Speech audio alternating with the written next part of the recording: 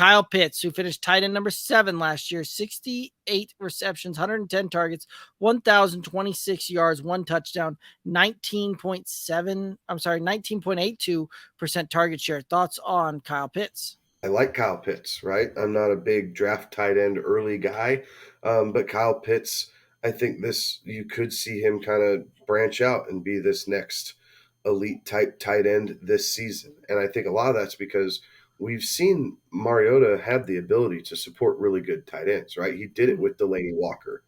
Um, so not that those are the same type of players, but he does look towards his tight end. He likes the shorter throws. He likes his safety blanket. So Kyle Pitts, with having Drake London, Kyle Pitts doesn't have to just split the seam and run all these wide receiver routes anymore, right? Like he can run shorter, intermediate routes, be that safety blanket. And I think we see that volume come naturally that way.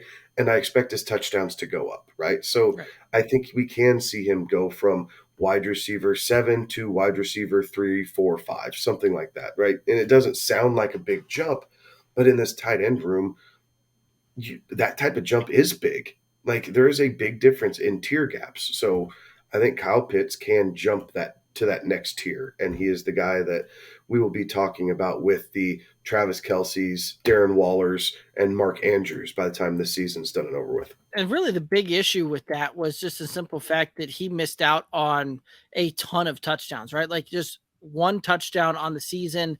And that was really, really the big difference between him. And so, for instance, you look at like a Travis Kelce, and Kyle Pitts. Travis Kelce only had about 70 more yards through the air, like 70 more receiving yards was it. Kyle Pitts had a fantastic season as far as yardage goes. One of the big separators out there was, Travis Kelce had 8 touchdowns. Kyle Pitts had 1. Kyle Pitts, I think, does have a very big bounce back year. Again, he'll be a target machine. He'll be a yardage machine.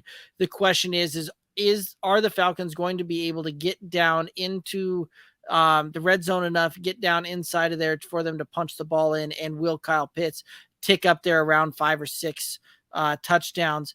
And I think the answer is yes,